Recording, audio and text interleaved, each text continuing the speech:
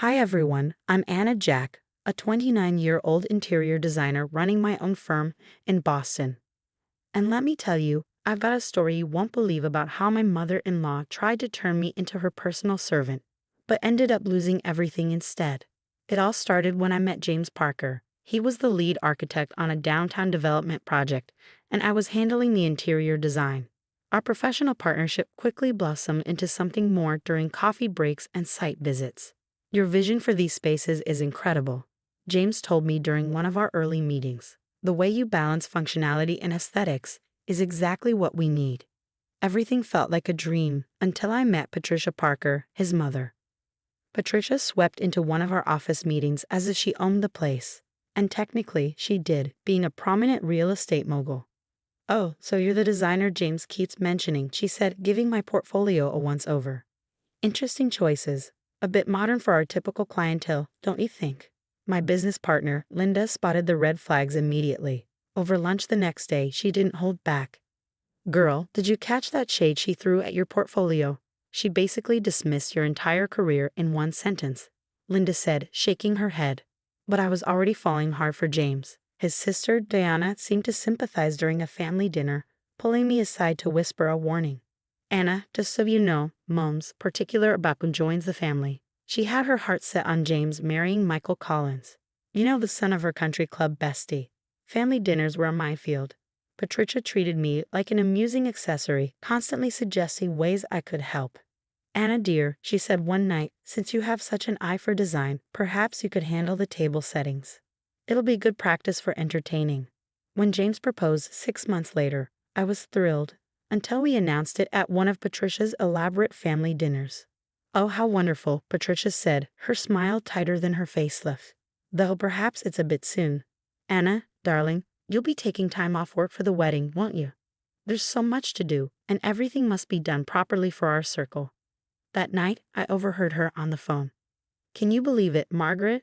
After all my efforts to set him up with Michael's sister, now I have to deal with this. But don't worry, I have plans." When James noticed my upset face, he squeezed my hand. "Don't worry about Mom," he said. "She'll come around." Little did I know, Patricia's campaign to make my life miserable was just beginning. A wedding war. Planning our wedding became Patricia's power trip. Every weekend, she issued commands like a general preparing for battle. "These centerpieces are unacceptable," she declared. "Start over. And while you're at it, organize the kitchen. Since you'll be joining the family soon, it's time you learn where everything belongs." I spent countless Sundays reorganizing her sprawling mansion while she entertained her friends, parading me around as if I were her new maid. "Anna's so helpful around the house," she cooed to her guests. "She's learning our ways, aren't you, dear?" James, he just stood there, squirming uncomfortably.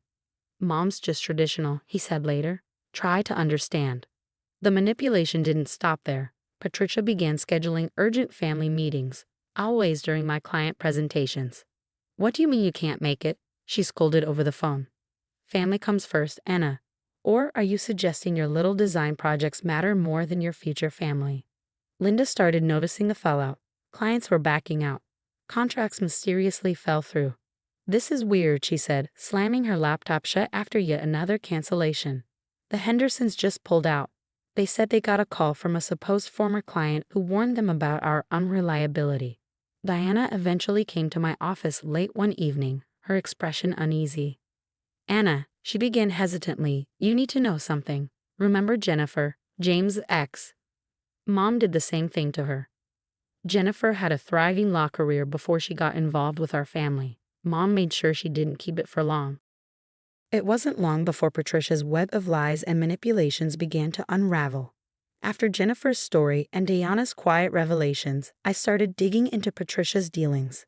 Linda and I worked late nights, poring over records, tracing mysterious calls, and connecting the dots. "You won't believe this," Linda said one night, waving a stack of papers. "3 other women before you, all successful, all driven away by your lovely mother-in-law. And get this, she's not the queen bee she pretends to be. Those properties she brags about, mortgaged to the hilt. She's one missed payment away from losing everything." The next family dinner was a show. Patricia commanded the table with her usual overbearing demeanor, oblivious to my growing arsenal of evidence. The wedding venue needs to be the Carlton, she declared. Nothing else is acceptable for our circle. I took a sip of wine, pretending to mull it over. Funny, I said lightly, I heard they're not taking new bookings. Something about an outstanding balance from Diana's graduation party. Her face turned as pale as the porcelain plates in front of us. James finally broke his silence. Mom, what's going on with the Carlton? Are we having money problems? Don't be ridiculous, Patricia snapped, recovering quickly. I'm simply being prudent with our assets, unlike some people who waste money on unnecessary things like designer furniture. Under the table, Diana slipped me her phone. The screen showed a series of desperate text messages from Patricia to the bank. She's trying to use your connections to save herself, Diana whispered later. That's why she wanted James to marry into Michael's family. She needs their money. Suddenly, everything clicked. Patricia wasn't just controlling, she was a desperate woman trying to salvage her crumbling empire. But her biggest mistake, underestimating me.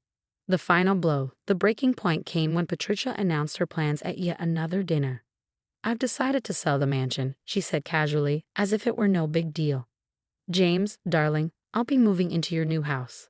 Anna can turn the guest room into my personal suite. She has such creative ideas.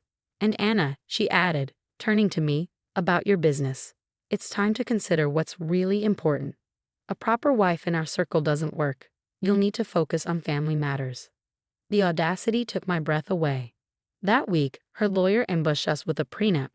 It's just standard, Patricia cooed.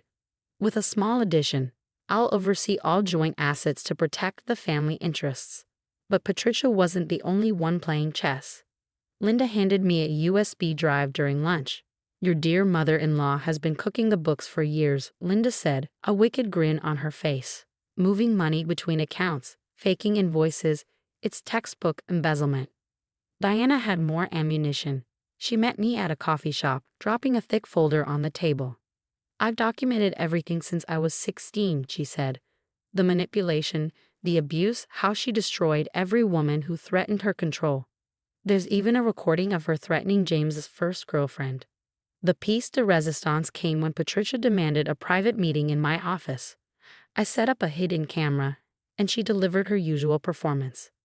Let's be frank, Anna, she said, dripping with fake diamonds and desperation. Your business connections are impressive. I need them. Help me secure their investments, and maybe I'll let you keep your little design firm. And if I refuse? I asked, feigning innocence. Oh, darling, she purred. Accidents happen in business. Reputations are so fragile. The showdown. The final confrontation happened during yet another family dinner. This time, I came armed. You think you're clever, I said, standing up from the table. But I know everything about the embezzlement, the threats, the lies. You've been stealing and manipulating everyone around you. Patricia's face turned stormy. You have no idea what you're talking about. Oh, I think I do. I pulled out my phone and played her earlier confession. Her jaw dropped as her own voice echoed through the room. You recorded me, she hissed, her composure crumbling. Diana stepped forward, her own folder of evidence in hand. You've been controlling and betraying us for years. It ends now. Patricia's mask cracked completely. Fine, she spat. I needed Anna's connections. My empire is falling apart, and her client list could save everything. James stood beside me, his face pale but resolute. All these years, he said quietly, I thought you were protecting us. But you were just protecting yourself. Patricia lunged for my phone, but James blocked her path. It's over, Mother. Leave. As she stormed out, Diana whispered, The Queen is about to lose her crown. The aftermath.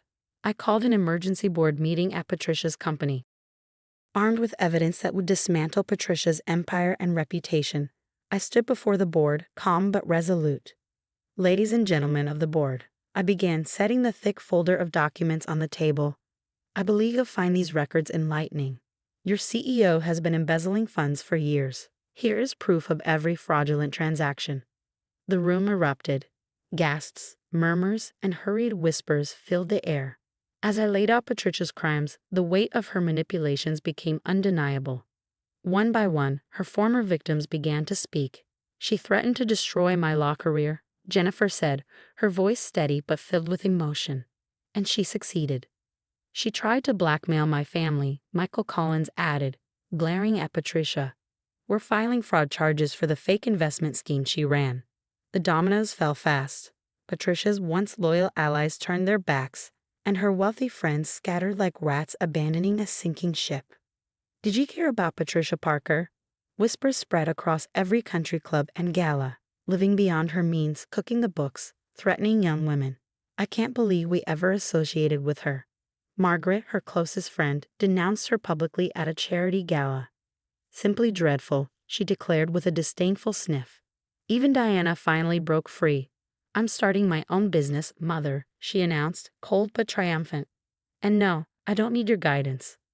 A new chapter. The wedding was everything I dreamed, small, intimate, and free of drama.